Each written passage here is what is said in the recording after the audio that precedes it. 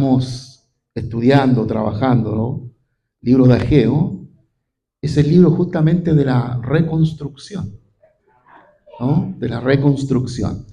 Y uno de los versos quizás más importantes del texto, son varios importantes, pero uno de los más importantes que tiene que ver con lo que estamos haciendo es el que dice: esforzaos, cobrad ánimo y trabajad. ¿Qué les parece? Esforzaos, cobrad ánimo y trabajar. Bueno, fíjense que este año, el 29 de octubre, estamos cumpliendo 50 años, estamos de aniversario. Claro, a usted no le importa, pero no importa. Entonces queremos celebrar el 29 de octubre, cuando nuestra iglesia fue constituida, organizada en 1977. En 1977 la iglesia fue organizada, venía de otro sector, de Frankfurt con Holanda, estaba la iglesia, y se cambió para acá el 29 de octubre de 1977. Estamos cumpliendo prácticamente 50 años este 29 de octubre. Y ahí queremos inaugurar teniendo todo listo. ¿Les parece? El Señor está con nosotros. Y ustedes dicen: con tu espíritu. Los que se acuerdan del pasado. La gloria será mayor, nos dice el profeta. Sin duda que vivimos tiempos inciertos. Los tiempos que estamos viviendo desde el punto de vista económico, ya todos sabemos la guerra económica que se está produciendo. Y esto habla de tiempos inciertos, de tiempos que van a afectar fundamentalmente la economía del mundo.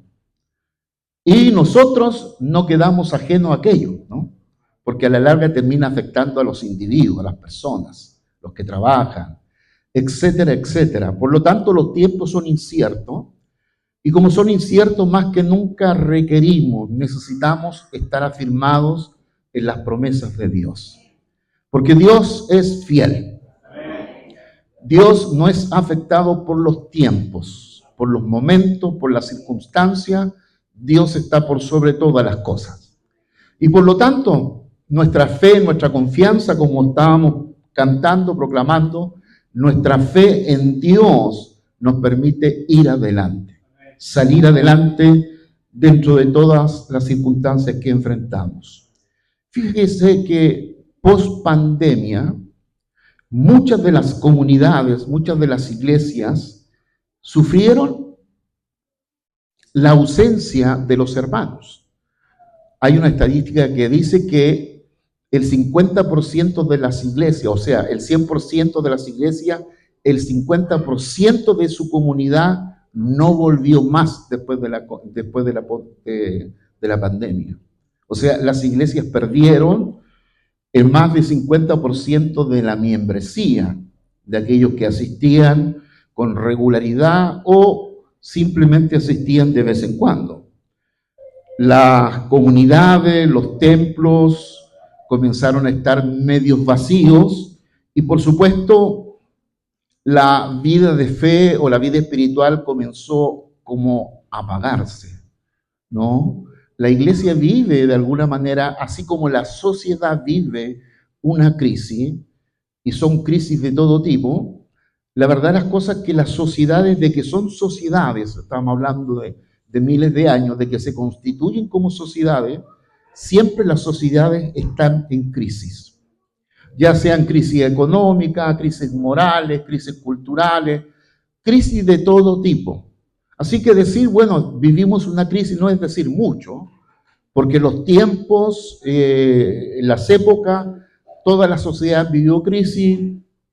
Fundamentalmente la gran crisis que vivió la sociedad humana fue la Edad Media, más de 1000 años de Edad Media, que se llama la Edad Oscura, en donde evidentemente se cerró la Biblia y la iglesia perdió absolutamente la dirección.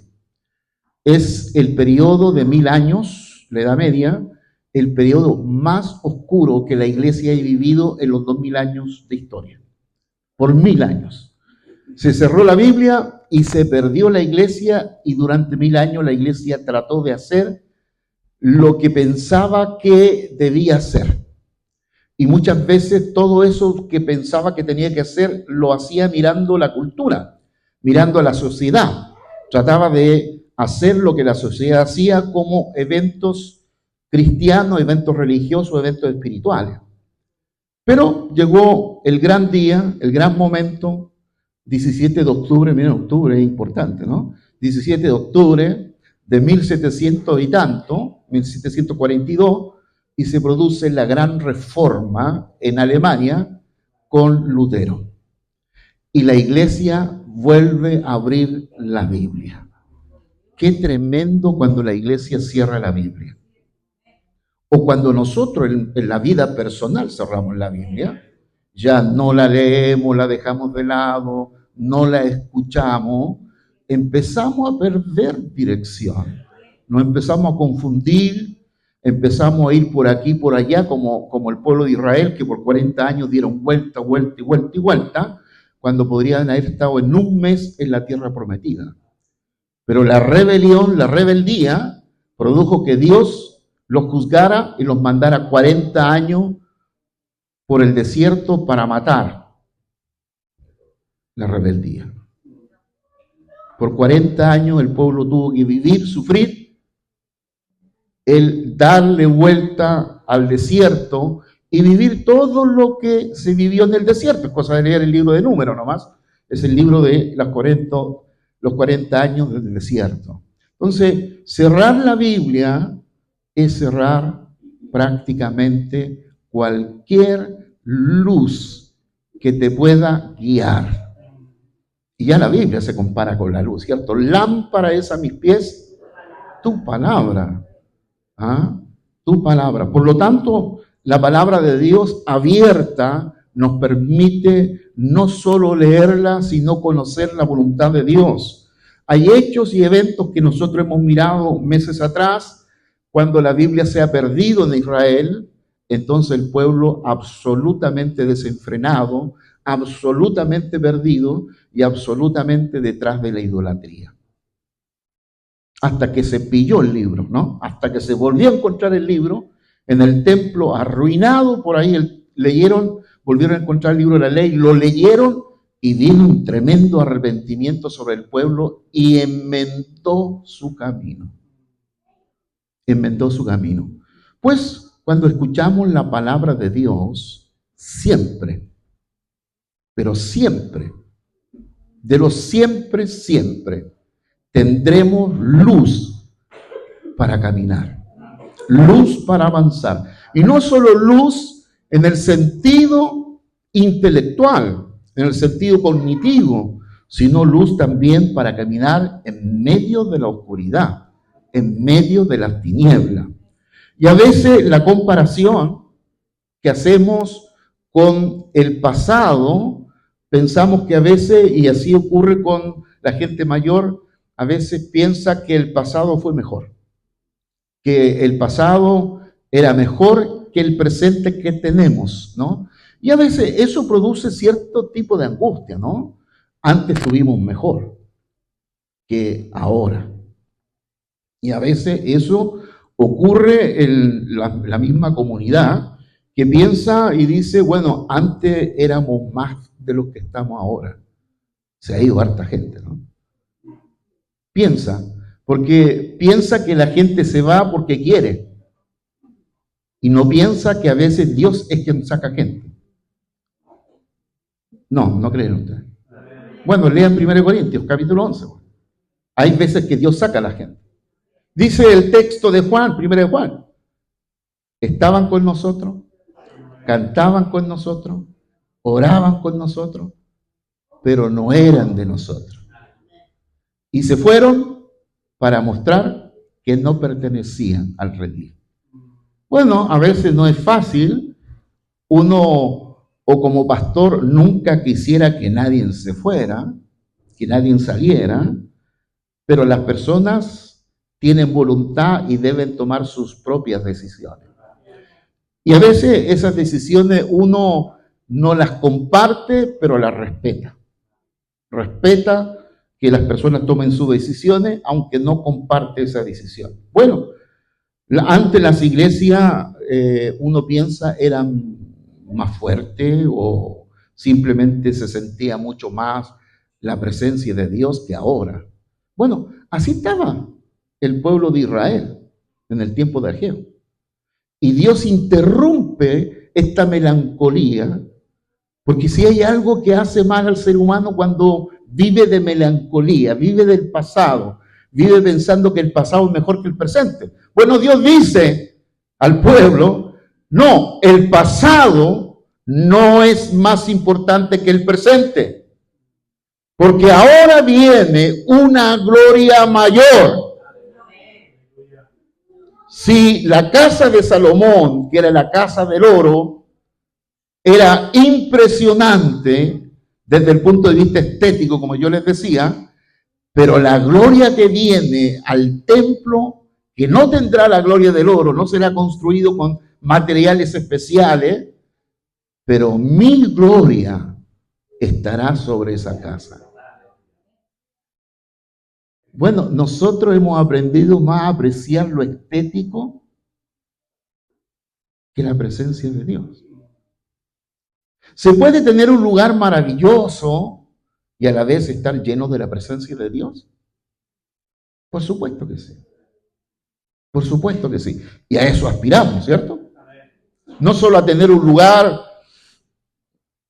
impresionante del punto de vista estético, del punto de vista del uso, ¿no? Del edificio educacional que estamos construyendo, del punto de vista del uso que nos va a dar, yo lo considero que es impresionante. Yo no había subido al segundo piso porque sufro de vértigo, ¿no?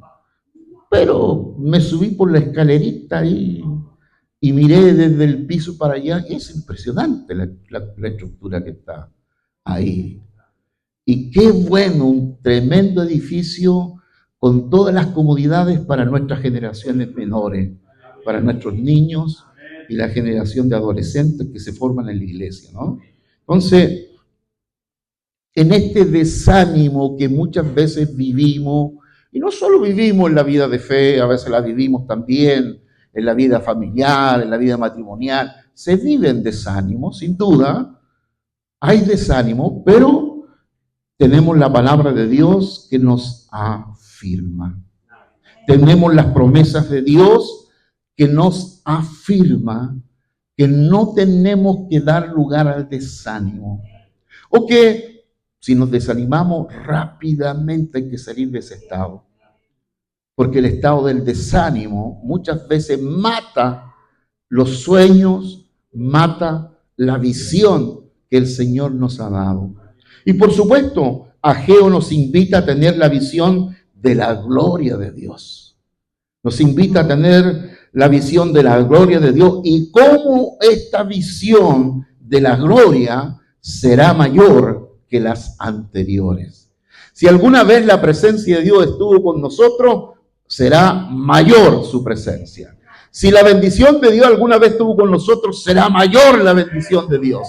Y veremos la bendición del Señor, pues el que nos invita a creer en sus promesas, nos dice, mía es la plata y mío es el oro. ¿Podrá algo faltarle a Dios? ¿Podrá haber alguna escasez en Dios? Bueno, Dios es aquel que es dueño de todo. ¿Qué dice el Salmo 24, verso 1?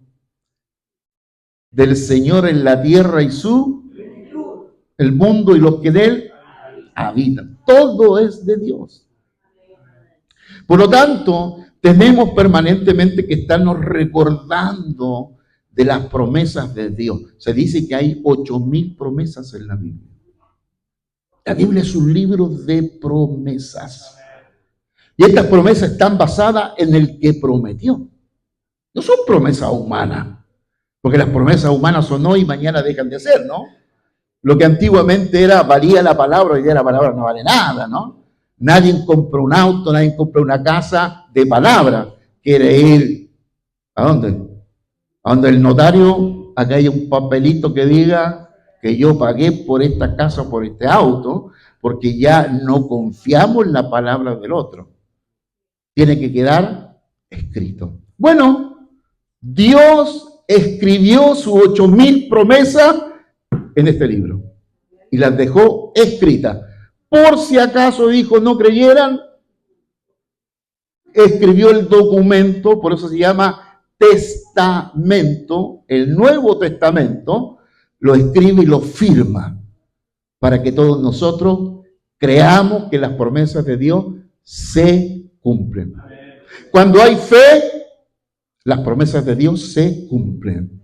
¿Qué es lo único que se nos pide para agradar a Dios? Fe. Sin fe no es posible. Es imposible agradar. ¿Hay algo que a Dios le agrade más que la fe? Y se nos dio la fe para creer más encima. Se nos dio la fe para creer en cosas mayores, en cosas sobrenaturales. Imagínense si no tuviéramos fe para creer que el proyecto que estamos llevando adelante, que es de millones,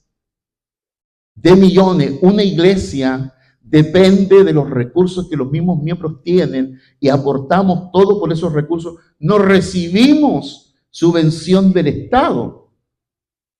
No recibimos ayuda municipal. Todo lo que hacemos lo construimos con nuestros propios recursos que el Señor nos permite ofrendar para el reino de Dios. Podríamos hacer una fundación, a lo mejor algo cae.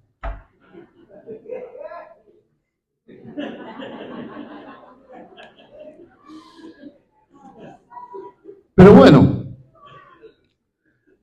muchas veces la decepción nos tira a parar del proyecto que llevamos adelante. Yo una vez soñé, bueno, sueño muchas veces, pero una vez soñé, dije, Señor, ¿será posible que me des la posibilidad de estudiar? Pues creo que la mayoría de nosotros venimos no de un hogar rico, ¿no? Todos nacimos en una población común y corriente y en una familia numerosa donde las posibilidades de estudiar no eran muchas, ¿no? Pero yo lo único que le pedí, Señor, yo quiero estudiar en la universidad algún día. Y como a los 40 años Dios me dio la posibilidad de entrar a la universidad y estudiar y salir como un licenciado en educación. Y después dije, Señor, yo me gustaría hacer un doctorado. Me abras puertas, me abras posibilidades. Desde el punto de vista económico, cero posibilidades. Pero fíjese que Dios tocó a un chinito, un coreano en el fondo, ¿no? Pastor coreano, 18,000 kilómetros. Me becó para ir a estudiar a la Universidad de Corea y hacer un posgrado en Corea. Y luego el Señor me llevó a Argentina para terminar el doctorado. Si hay fe, es todo lo que Dios necesita en alguien. Para que Dios abra puertas. Imagínense, yo he pensado, Dios mueve a un pastor de la iglesia bautista más grande del mundo, 18,000 kilómetros, para conocernos. De una iglesia que tiene 200,000 miembros, nosotros teníamos apenas unos pocos miembros. Pero el Señor ¿tiene alguna limitación para hacer algo así? No, para nada. Y más si encuentra a alguien que crea. Por lo tanto, queridos, cuando soñamos en Dios, cuando ponemos nuestros sueños en el Señor y creemos a sus promesas, veremos que la mano de Dios está sobre nosotros. Para bien. ¿Qué dice el profeta Isaías? Tengo pensamientos de bien. Dice, Dios, tengo pensamientos de bien para vosotros. Con todo lo que Dios ha provisto y la fe en todos nosotros, no nos debería ir mal en nada. En todo debiéramos ser muy exitosos. No solo en el estudio, en el emprendimiento y en cuánta cosa más. ¿Por qué? Porque Dios ha provisto promesas para todos nosotros. Y el que lee las promesas y las cree y las vive y las lleva adelante, verá la gloria de Dios. Verá la gloria de Dios. ¿Qué dice el texto? Segunda de Ageo. Ageo 2, verso 3. ¿Quién ha quedado? ¿Se recuerda la pregunta? ¿Quién ha quedado entre vosotros que haya visto esta casa en su gloria primera? ¿Y cómo la veis ahora? Sí, cuando nosotros miramos con los ojos de la cara y vemos las cosas que no se desarrollaron, no crecieron, no se cumplieron, está la tendencia humana a desanimarse. Pero en medio de eso, escuchamos la voz de Dios y la queremos escuchar. ¿Y cuándo escuchamos la voz de Dios? Cuando leemos la Biblia en alto. Con voz alta estamos escuchando a Dios. Y cuando escuchamos a Dios y sus promesas, por supuesto que esto imputa en todos nosotros la capacidad de creer que Dios puede cumplir. Que Dios no es hombre para no cumplir. Que Dios tiene todas las capacidades de llevar a cabo sus promesas y todo lo que Él ha dicho lo va a cumplir. Y dice el texto que Él no es hombre para que se arrepienta. Para nada. Por lo tanto, el pueblo estaba en condición de desánimo, porque el templo actual no se comparaba para nada con el templo de Salomón. Dios reconoce que el pueblo, hay un desánimo en el pueblo, pero no lo deja ahí, sino que levanta al profeta Ageo, al profeta Zacarías y Malaquías, los profetas del segundo templo, los levanta para animar al pueblo. A veces nosotros también nos frustramos al ver que nuestro presente no parece a nuestro ayer. Pero Dios no nos quiere anclados en la nostalgia, pensando en los tiempos pasados, sino requiere de nosotros estar activos en sus propósitos. Los propósitos de Dios se llevan a cabo y se desarrollan y se cumplen. Miren lo que dice el Salmo 138. Dios cumplirá su propósito en nosotros. ¿Y cuál es el propósito en nosotros? El de Cristo.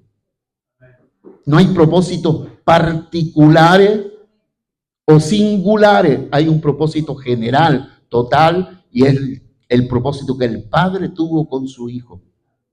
Y ese propósito ha pasado a todos nosotros. Por lo tanto, todo lo que Jesús dijo e hizo es lo que debemos hacer. Ahí está nuestro propósito. Por lo tanto, el llamado a la fuerza, a esforzarse, a cobrar ánimo, a trabajar, es fundamental. Lo dice el texto 4 y 5, esfuérzate. ¿Cuáles fueron las palabras de Dios para Josué antes de entrar a la tierra prometida? Esfuérzate y sé, no sé valiente, sé muy valiente. Porque para esa pega, para eso, sacar 2 millones de personas, se dice que salieron de la tierra prometida, fueron a la tierra prometida, y congeniar con 2 millones de personas, oiga, si congeniar con un poquito de gente ya es problemático, ¿cierto? Congeniar con 2 millones de personas para llevarla a un objetivo, un propósito, hay que tener un llamado de Dios, ¿no? ¿Sí? Y por lo tanto, cuando Josué miró estos 2 millones de personas, que ya Moisés no estaba, porque antes el que le ponía el pecho a las balas, ¿quién era? Era Moisés, ¿cierto? Moisés se va, Dios lo saca, lo quita, se muere y queda Josué. Y cuando Josué ve a este pueblo, estos 2 millones de personas, le achachí. Y simplemente, ¿qué le dice Dios? Esfuérzate sé valiente porque parece que no era nada tan valiente. Esfuérzate, sé valiente para que cumplas la tarea que te he dado. Establecer al pueblo, ¿cierto? Conquistar los 7 pueblos más difíciles en la tierra de Canaán y luego repartir la tierra. Era la meta. Era simplemente el objetivo. ¿Y cuál es la tarea ahora del profeta Ageo, Zacarías y Malaquías? Simplemente animar al pueblo, animarlo a que salga adelante, a que se esfuerce, que cobre ánimo, aun cuando hay enemigos exteriores, aun cuando hay gente externa que está diciendo que le vaya mal, que no logre lo que se ha propuesto. Pero en medio de esa voz se levanta la gran voz de Dios. Cobren ánimo, esfuércense, trabajen, porque yo estoy con vosotros. ¿Qué es más mejor que saber que Dios va contigo? Que Dios está contigo. Aunque tenga lucha, aunque hayan voces externas y a veces hasta voces internas que tratan de desanimar el proceso, hay que escuchar a Dios. Hay que poner el oído atento hacia arriba para escuchar al Señor que nos está diciendo, esfuérzate, esfuérzate. El Señor podía haber dicho así y haber movido la piedra de Lázaro, pero mandó a gente a decir, muevan la piedra. Bueno, los seres humanos en el proceso del plan de Dios tenemos una responsabilidad. ¿Y sabe cuál es la responsabilidad? Obedecer. Obedecer. ¿Obedecer a quién? Obedecer a Dios. Fíjese estos 3 mandamientos. Esfuérzate, cobra ánimo y trabaja. Podría Dios haber quedado así, esfuérzate y cobra ánimo. Si gloria a Dios, todo va a venir del cielo.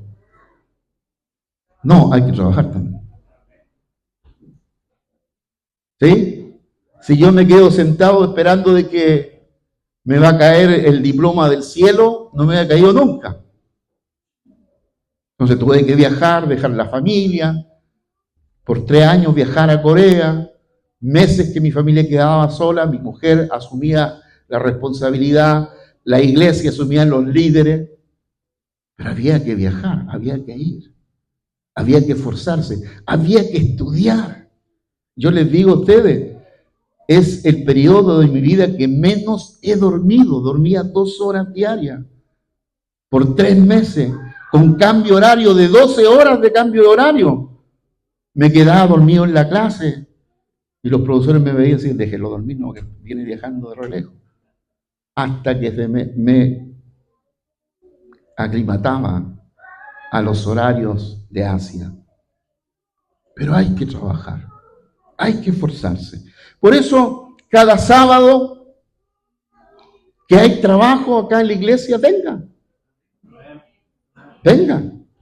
esfuércese, cobre ánimo. Yo sé que trabaja toda la semana, sin duda. Trabaja toda la semana.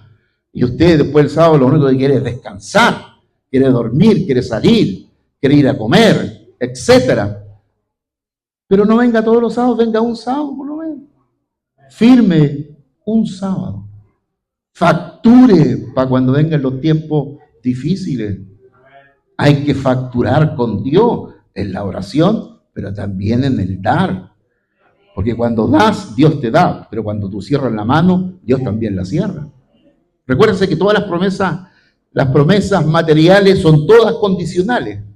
Solo la salvación es por gracia. Todo lo demás hay que pagarlo. Todo lo demás hay que esforzarse, hay que trabajar. Por lo tanto, estos mandamientos, esfuérzate, cobra ánimo y trabaja, porque yo estoy con vosotros. Por lo tanto, la base de la exhortación es su presencia. Yo estoy con vosotros. Yo estoy contigo en casa, camino al trabajo, camino al estudio. Estoy contigo siempre. Siempre. Dios recuerda el pacto con ellos desde Egipto. ¿Qué dice ella? Mi espíritu estará en medio de vosotros, no temáis. Verso 5. Mi espíritu estará en medio de vosotros, no temáis. ¿No estábamos cantando recién al Espíritu? ¿Sí? Fíjese que el Espíritu Santo quiere estar más metido en las cosas suyas y en su propia vida. Porque el Consolador, el Paracleto, se nos dio ¿para qué? Para que Cristo sea glorificado en nosotros. Para que Cristo ocupe un lugar fundamental en nuestra vida. No trabajamos en nuestras fuerzas, sino que con la promesa del Espíritu, hay más que nunca. Dios necesita una iglesia activa en su propósito y no una iglesia melancólica, que vive del pasado, piensa en el pasado y no se proyecta para el futuro. Dice el texto, haré temblar todas las naciones y llenaré de gloria esta casa y daré paz. Daré paz. Haré temblar todas las naciones. Pues la profecía va más allá simplemente del templo de Zorobabel, el segundo templo.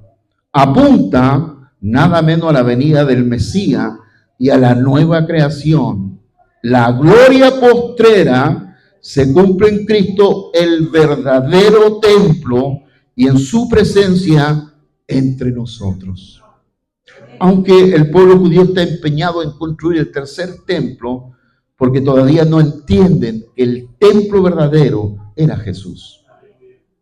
Y si usted lee 2 Corintios capítulo 3, verá que Dios ha puesto un velo todavía en el pueblo judío.